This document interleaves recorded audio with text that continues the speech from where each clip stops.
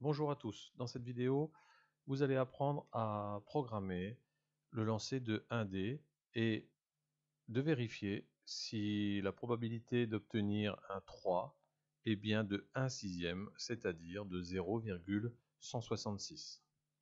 Alors, pour cela, on va commencer par faire la création de données, de variables. La première qu'on crée, c'est la variable D pour tous les lutins.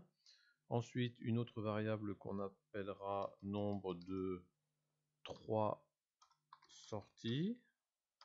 Et puis, une troisième qui sera nombre de tirages. Et la dernière, ce sera la fréquence. Bien, alors, pour commencer notre programme, on va bien sûr aller dans événements et puis mettre directement le drapeau démarrer, ce qui lancera la suite de mes blocs, donc de mon programme total. Alors, avant de commencer quoi que ce soit, on va initialiser toutes nos valeurs, de façon à ce qu'elles repartent de 0 lorsque l'on fera des lancers suivants. Donc ce que l'on va faire, c'est qu'on va mettre les différentes variables, les 4 variables. Donc la première c'est D, la deuxième c'est nombre de 3 sorties, nombre de tirages et fréquence. On va les mettre toutes les 3 à 0. Voilà. Ensuite, pour faire un très grand nombre de lancers, ce que l'on va faire, c'est qu'on va prendre le bloc répéter indéfiniment. De cette façon-là, les lancers se feront au fur et à mesure de la vitesse de calcul de Scratch, et vous allez voir que la vitesse de calcul de Scratch est quand même très très rapide. Alors pour simuler les lancers, c'est extrêmement simple. On retourne dans les données et puis on va prendre le bloc mettre la variable D. Alors la variable D, c'est en réalité le résultat du lancer de dés que l'on va faire, donc des nombres de 1 à 6. Pour cela, on va aller dans opérateur et on va prendre ici la partie qui nous dit nombre aléatoire entre 1, alors on va changer, on va pas mettre 10, on va mettre 6, puisqu'il y a 6 faces sur un dé. Alors, dans la variable d, ici, eh bien, vous avez à chaque fois répété indéfiniment, sans arrêt, le lancer qui va être enregistré dans la variable d. Si je lance, je vois que ça va extrêmement vite, c'est quasiment illisible. Alors pour que ça aille un petit peu moins vite, on va faire une pause et on va mettre 1/10 de seconde, ça suffit amplement. Le but de ce programme, ce sera de calculer la fréquence. Pour calculer la fréquence, il nous faut à la fois le nombre de 3 sorties et le nombre de tirages. Donc il va falloir compter le nombre de 3 sorties et compter le nombre de tirages. Alors pour compter le nombre de tirages, c'est assez facile. On retourne encore une fois dans les données et puis ce que l'on va faire, c'est on va ajouter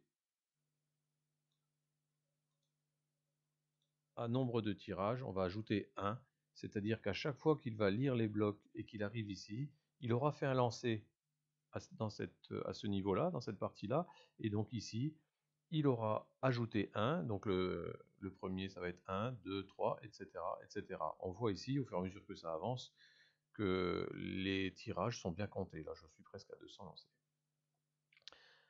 Continuons notre programme. On va tester pour pouvoir compter le nombre de 3 qui sont sortis. Parce que pour l'instant, je fais des lancers, mais je ne vérifie rien. Je ne compte pas le nombre de 3. Donc pour cela, on va faire un test. Alors les tests, c'est assez facile. On va tester juste les 3. Alors pour tester les 3,